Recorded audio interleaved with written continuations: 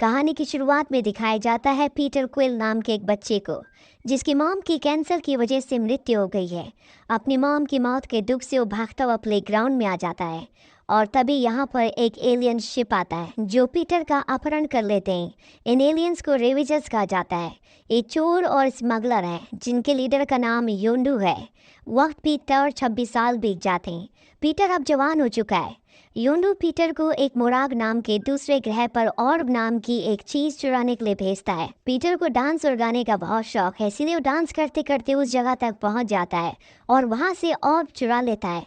पर तभी यहाँ पर कुछ दूसरे एलियंस उस पर हमला कर देते हैं जो रोनन के लिए काम करते हैं, लेकिन पीटर यहाँ से ऑर्ब लेकर निकलने में कामयाब हो जाता है। पीटर के वहां से चले जाने के बाद में मोरैग पर आता है कोरैग। ये कोरैग एक रोनन नाम के आदमी के लिए काम करता था। रोनन एक बहुत ही दुष्ट आदमी था जो स्पेस के अंदर सभी गतिविधियों पर अपनी नजर रखता था और सारे बुरे काम किया करता था।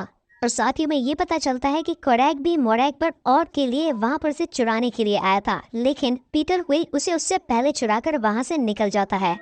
अब क्योंकि पीटर एक चोर होता है और साथ ही योंडू और योंडू की टीम के साथ में रहकर काफी होशियार हो चुका है, जब योंडू पीटर से कहता है कि ऑर्ब को लेकर सीधा मेरे पास आओ, तब पीटर उसे उस बात को लेकर मना कर देता है और वहाँ से कहीं और भाग जाता है। इसी बात से गुस्सा होकर योंडू उसके सिर पर एक प्राइज रख देता है कि जो भी मेरे पास में पीटर को जिंदा लेकर आएगा मैं उसे एक बड़े प्राइज के साथ में नवाजूंगा। और वहीं पर सीन शिफ्ट होता है थैनोस की तरफ, जहाँ में दिखाया जाता है कि थैनोस की दो बेटियां हैं, नेबुला और गमोरा। नेबुला जो कि एक आधी मशीन और एक आधी म्यूटेंट होती है, और साथ ही गमोरा जो कि मैड टाइटन ग्रह से आई हुई एक क्रीचर होती है। थैनोस वहाँ पर अपनी दोनों बेटियों को और लाने के लिए फिर से पीटर के पास भेज देता है। उधर जब रोनन को ये पता चलता है कि स्टार लॉर्ड ने वो ऑर्ब चुरा लिया है, तो वो गमोरा को उसके पीछे भेजता है। फिर पीटर क्विल ज़ेंडार प्लेनेट पर जाता है ब्रोकर को वो ऑर्ब बेचने के लिए। पर जब वो ब्रोकर को ये बोलता है कि उस ऑर्ब के लिए रोनन के आदमियों ने उस पर हमला किया था, तो ये सुनकर ब्रोकर बहुत डर जाता है। वो रोनन के मामले में नहीं पड़ना चाहता था, इसीलिए वो ऑर्ब खरीदने से मना कर देता है और वो पीटर को वहाँ से भगा देता है। तभी गमोरा वहाँ पहुँच जाती है और वो पीटर से वो ऑर्ब छीन कर वहाँ से भागने लगती है। इसी दौरान ज़ेंडार प्लेनेट के दो एलियंस, रॉकेट नाम का एक रपून और ग्रुप नाम का एक जिंदा पेड़, जब ये देखते हैं कि पीटर क्विल के सर पे इनाम है, तो वो उसे योंडू के पास ले जाने का फैसला करते हैं। फिर गमोरा और पीटर के बीच ऑर्ब के लिए लड़ाई चालू हो जाती है और रॉकेट और ग्रुप इनाम के लिए पीटर के पीछे पड़ जाते हैं। इस तमाशे की वजह से ज़ेंडार की नोवा सेना उन चारों को पकड़ लेती है और उन्हें एक जेल में डाल दिया जाता है। वहाँ उस जेल के कई सारे कैदी गमोरा को मारना चाह रहे थे, क्योंकि थैनोस और रोनन से उसका कनेक्शन था। थैनोस और रोनन ने कई लोगों को बहुत नुकसान पहुँचाया था, इसीलिए वो कैदी गमोरा को मार के अपनी भलास निकालना चाह रहे थे। उन कैदियों में से एक था ड्रैक्स, जिसकी बीवी और बेटी को रोनन ने मार दिया था, इसीलिए वो गमोरा को मारने के लिए आगे आता है। लेकिन पीटर क्विल वहाँ आकर ड्रैक्स को रोक देता है, ये बोल के कि अगर उसे रोनन से बदला लेना है तो वो गमोरा के जरिए सीधे उस तक पहुँच सकता है और अपना बदला ले सकता है। इसीलिए ड्रैक्स गमोरा पर छोड़ देता है। फिर गमोरा पीटर, रॉकेट और ग्रुप को ये बताती है कि थैनोस और रोनन का क्या सौदा हुआ है। गमोरा ये नहीं चाहती थी कि ज़ेंडार प्लेनेट तबाह हो जाए, इसीलिए वो थैनोस और रोनन से गद्दारी करने वाली थी और वो खुद ऑर्ब को बेचने वाली थी, जिससे उसे बहुत सारा पैसा मिल जाता और वो थैनोस के चंगुल से छूट जाती। गमोरा पीटर और रॉकेट को ये बोलती है कि उसके पास एक ऐसा खरीदार है जो कि उस ऑर्ब की बहुत ज्यादा कीमत देने वाला है, इसीलिए अगर वो उसे जेल से भागने में मदद करे तो वो उन्हें आधे पैसे दे देंगी। रॉकेट बहुत होशियार था और वो पहले भी कई बार जेल से भाग चुका था, इसीलिए वो जेल से निकलने का एक प्लान बनाता है और फिर वो सब गार्ड्स को चकमा देकर जेल के कंट्रोल सेंटर पे कब्जा कर लेते हैं, जिसमें ड्रैक्स भी उनकी मदद करता है। ड्रैक्स को और या पैसों से कोई मतलब नहीं था, वो सिर्फ रोनन तक पहुंचना चाहता था, इसीलिए वो उनके साथ शामिल हो जाता है। फिर वो सब जेल से भाग जाते हैं। वहीं रोनन को पता चल जाता है कि गमोरा उसे धोखा दे रही है। वो थैनोस के पास जाता है। थैनोस उसे कहता है कि तुम्हें राज करना नहीं आता, तुम्हारी वजह से गमोरा मुझसे दूर हो गई। अगली बार अगर तुम ऑर्ब के बिना आए तो मैं नोवा की राजधानी ज़ेंडार को तो खत्म नहीं करूँगा, पर तुम्हें ज़रूर कर दूंगा। वहीं पीटर, गमोरा और उसके तीनों साथियों को दिखाया जाता है जो एक दूसरे ग्रह पर पहुंच जाते हैं, जहां पर ये ऑर्ब का सौदा करने वाले हैं। यहाँ पर गमोरा पीटर को बताती है कि मेरे पिता थैनोस नहीं है, उसने मेरे पूरे ग्रह को खत्म कर दिया, मेरे माता पिता को मेरे सामने मार दिया। इसके बाद उसने मुझे ट्रेनिंग दी ताकि मैं उसके लिए एक हथियार बनकर काम करूं।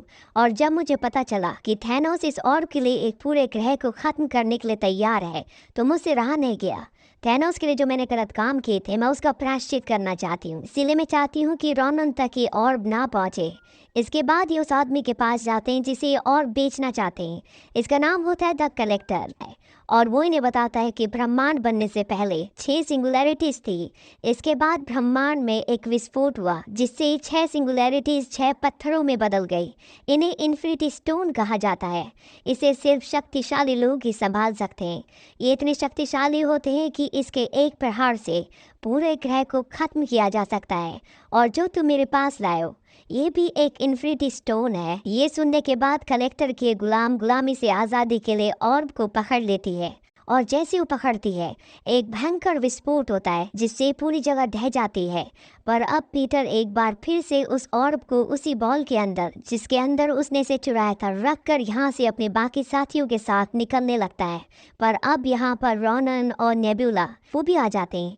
वो इनका पीछा करते हैं और इनके फ्लाइंग ऑब्जेक्ट पर हमला करते हैं। नेबुला उस फ्लाइंग ऑब्जेक्ट पर हमला करती है जिसके अंदर गमोरा होती है। उसमें एक ब्लास्ट होता है जिस वजह से उस स्पेस में फंस जाती है।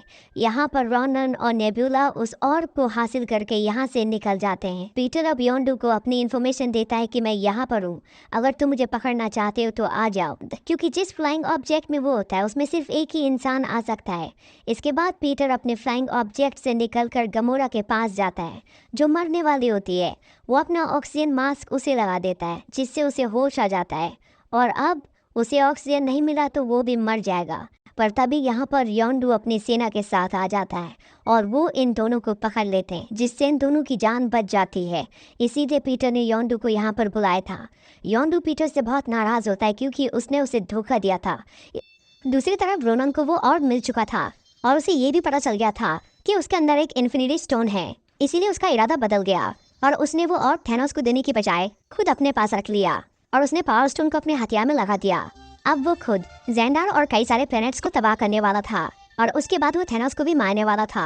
नेबुला जो कि अपने पिता थैनोस से नफरत करती थी उसने भी अपनी पार्टी बदल दी और वो रोनन से मिल गई। उधर रॉकेट, ग्रूट और ड्रैक्स अभी तक नोवेयर प्लैनेट पर थे। वो तीनों पीटर और गमोरा को योंडू के पास से छुड़ाने का फैसला करते हैं। वहाँ योंडू पीटर की धोखेबाजी की वजह से उसे मारने वाला था, लेकिन पीटर उसे ये बोलता है कि वो गमोरा के जरिए रोनन के पास से वो पावर स्टोन चुरा सकता है जिसे बेचकर योंडू बहुत सारा पैसा कमा सकता है। इसीलिए योंडू पीटर और गमोरा को छोड़ देता है और फिर रॉकेट, ग्रूट और ड्रैक्स भी वहाँ पर आ जाते हैं। अब इन पांचों में अच्छी दोस्ती हो गई थी और वो मिलकर रोनन को रोकने का फैसला करते हैं। फिर वो रेवेजर्स को बताते हैं कि रोनन उस पावर स्टोन से ज़ेंडार और कई सारे प्लैनेट्स को तबाह करने वाला है। इसीलिए वो सब रोनन को हराने के लिए एक प्लान बनाते हैं और वो ज़ेंडार वालों को भी इस बारे में बता देते हैं और उन्हें भी अपने प्लान में शामिल कर लेते हैं। फिर रोनन अपने स्पेसशिप और पूरी आर्मी के साथ ज़ेंडार ग्रह के पास पहुंचता है और उसे रोकने के लिए पीटर कुल का ग्रुप और रेवेजर्स वहां आ जाते हैं और ज़ेंडार की नोवा सेना भी उनकी मदद करने वहां आ जाती है। उन सब का मिशन था रोनन को ज़ेंडार से दूर रखना, क्योंकि अगर वो जमीन पर पहुंच गया तो वो पावर स्टोन से पूरे ग्रह को बर्बाद कर देगा। फिर पीटर, गमोरा, ड्रैक्स और ग्रूट रोनन के स्पेसशिप में एक छेद करके उसके अंदर घुस जाते हैं। वहाँ नोवा सेना ने अपने सभी स्पेसशिप को जोड़कर एक जाल बना लिया था ताकि रोनन का जहाज आगे न बढ़ पाए। पर रोनन पावर स्टोन का इस्तेमाल करके नोवा सेना को अपने रास्ते से हटा देता है। उधर पीटर, ग्रूट और ड्रैक्स कई सारे एलियंस को मार के रोनन तक पहुंचने की कोशिश करते हैं और नेबुला वहां आकर गमोरा का रास्ता रोक लेती है, पर गमोरा उसे हरा देती है और फिर नेबुला वहां से भाग जाती है। इसके बाद पीटर, गमोरा, ड्रैक्स और ग्रूट रोनन तक पहुंच जाते हैं और वो उस पर हेड्रोन इन्फोर्सर नाम के एक हथियार से हमला करते हैं, लेकिन रोनन पर उस धमाके का कोई असर नहीं होता और फिर वो उन सबको मारने लगता है। पर तभी रॉकेट एक स्पेसशिप से रोनन पर हमला कर देता है जिससे रोनन का जहाज खराब हो जाता है और वो आसमान से नीचे गिरने लगता है। पीटर और उसके साथी वहाँ पर फंस गए थे और उनका वहाँ से निकलना मुश्किल था। इसीलिए ग्रूट सबको बचाने के लिए अपने शरीर की शाखाएं पूरी तरह से खोल के एक कवच बनाता है ताकि उसके दोस्त उसमें सुरक्षित रहे। फिर वो जहाज नीचे गिर जाता है। ग्रूट की वजह से बाकी सब तो बच जाते हैं पर वो खुद मर जाता है, लेकिन रोनन अभी तक जिंदा था। वो उस जहाज से बाहर आता है और वो पावर स्टोन से ज़ेंडार को तबाह करने ही वाला था कि तभी पीटर उसका ध्यान भटकाने के लिए उसके सामने नाचना शुरू कर देता है।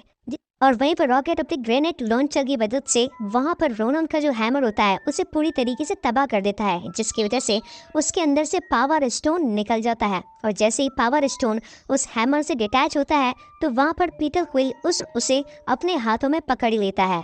इस बार भी ऐसा होने ही वाला होता है, लेकिन तभी वहां पर पीटर की मदद करने के लिए गमोरा, रॉकेट और साथ ही ड्रैग्स भी मिल जाते हैं और पावर स्टोन की शक्तियों को आपस में बांटकर एक बहुत ही बड़ा ब्लास्ट कर देते हैं रोनन के ऊपर, जिसकी वजह से रोनन ऑन द स्पॉट पूरी तरीके से खत्म हो जाता है। और साथ ही वहीं पर ये लड़ाई खत्म होती है। अब क्योंकि पीटर ने योंडू को ऑर्ब देने का वादा किया होता है तो वो उसे ऑर्ब दे देता है जिसके अंदर पावर स्टोन होना चाहिए था, लेकिन वहाँ पर पीटर योंडू को धोखा दे देता है और उस पागल बनाकर वहाँ से भेज देता है और असली पावर स्टोन को वो नोवा कॉर्प्स को दे देते हैं, जिसके बदले में नोवा कॉर्प्स उनके ऊपर चल रहे सभी अपराधों को उनके ऊपर से हटाकर उन्हें एक क्लीन चिट दे देते हैं और साथ ही पीटर को एक नया जहाज भी देते हैं पूरे के पूरे नोवा एम्पायर को बचाने के लिए। और इसी के साथ में ही पीटर और पीटर की पूरी टीम को गार्डियंस ऑफ द गैलेक्सी का नाम मिलता है और साथ ही हमें ये पता चलता है कि पीटर आधा इंसान और आधा स्पीशीज है, जिसकी मदद से ही उन सभी ने उस पावर स्टोन को होल्ड किया था।